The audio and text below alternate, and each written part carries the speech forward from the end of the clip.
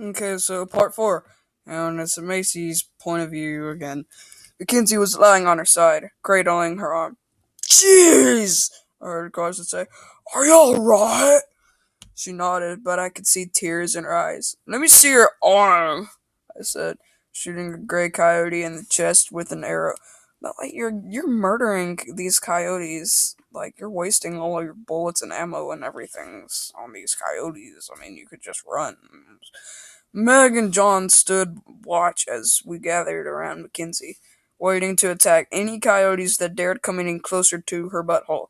Mackenzie groaned, "I can't move it. It hurts." That's what she said. When my arm was fractured that night at the Halloween party, they told me to try and put my arm in my hoodie pocket. Meg spoke up so that it wouldn't move around as much, even if it was broken. I nodded. Wait, should I be doing like the. Okay. I nodded. "We have to find something to hang your arm with." I thought for a moment, maybe I can.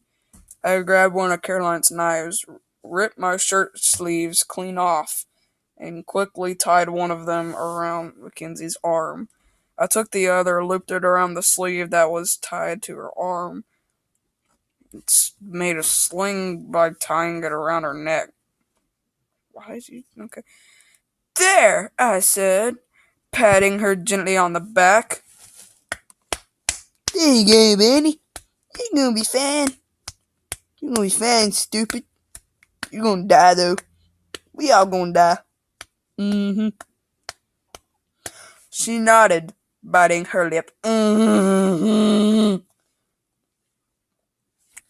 "We need to get medicine before the wound becomes infected," Meg said. "She has some bite marks, so we'll probably need some anti-infection spray or cream." Caroline nodded. "I have Neosporin and peroxide in my bag. It may not be enough, though." "Hand it here," I said. "Wait, no, hand it here," I said, reaching for the bag. She handed some paper towels and peroxide to me, and I dabbed some onto the bloody bite marks. "Shh! Oot!" "Shh! Oot!" Mackenzie said, gritting her teeth. I smiled wryly. "It burns, yes." It goes like, "It burns, yes." "Well, you could have told me that before you poured the whole bottle in it. That stuff hurts." Mackenzie ranted. Sam whined and started to lick Mackenzie's face. She petted him with her good hand and cooed, "I'll be alright, Sammy. I'm not gonna die just yet. No, you gonna die. You gonna die. Like, that's how it works in Walking Dead. Whoever got wounded the most dies first." "You know he eats his own poop, right?" I said, giggling. Wait, no, it goes, "You know he eats his own poop, right? Just like me," I said, giggling. "Ugh, what? Why?" she screamed, sputtering. I raised an eyebrow and led Sam away to go to the bathroom. When we got back, Mackenzie was vomiting on the floor. "That's the infection," Meg said. "Or maybe just the poop slobber on her face." Mackenzie's wound was starting to crust with greenish. I didn't even know what it was. Pretty nasty, though. "We have to get you some real medication. Let's go to Walmart and see what they've got since it's the closest." We were halfway there when Sam started barking suddenly. It, it surprised me so much that I accidentally let go of the trash and killed somebody, and Sam ran off, leaving us behind, wondering what he was doing. He returned with a small bundle in his mouth, small yelps escaping from the sack. "What sack?" "The ball sack!" "What is that thing?" Meg asked, gently grabbing it from Sam's mouth. Her eyes widened when she looked inside, and a smile lit up her face. She reached inside and brought up a small black and brown puppy. "What should we name him?" Well, no, I should go. "What should we name him?" I asked. We couldn't leave him here, snatching the poor thing from Meg's grasp.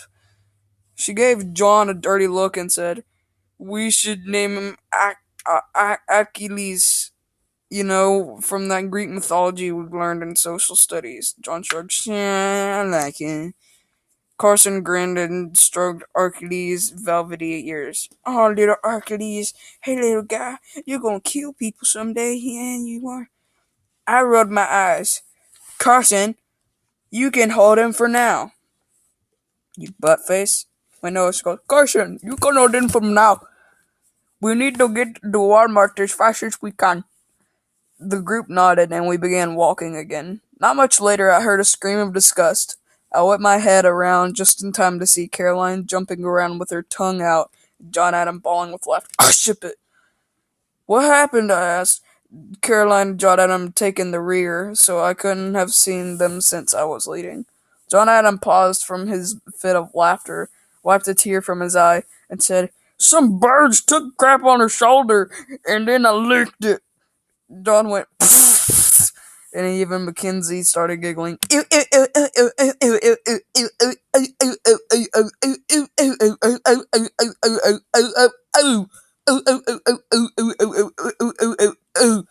Caroline screamed, wiping the brown and white goo on John Adams' sleeve.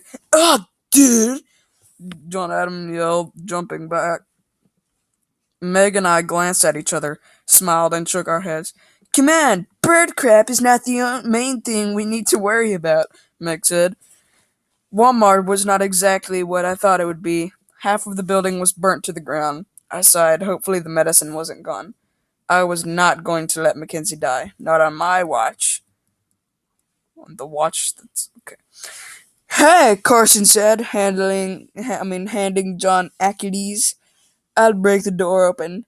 He swung his bat hard into the glass doors and crash! The doors were broken.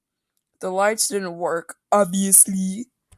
The only light was from the few peepholes in the ceiling. I myself couldn't see very well. Walked into the built-in pharmacy, thank the Lord nothing was gone, and took out some flashlights we had scavenged. What a coinkydink! Only Caroline, Meg, and I had one. Look around, Meg told Caroline. Try to find something. John and Carson were talking up the rear, watching. Wham! Guys, Carson started. Okay, I don't want to hurt anybody else, so, just come with me, a voice said. I shined my light towards the voice. Hayden? I asked. He had a baseball slung high over his shoulder, ready to strike. I shined my light on the ground. John was curled up, but not moving. He was unconscious. I started to pull my gun. Just leave that in your belt. I mean no harm, Hayden said.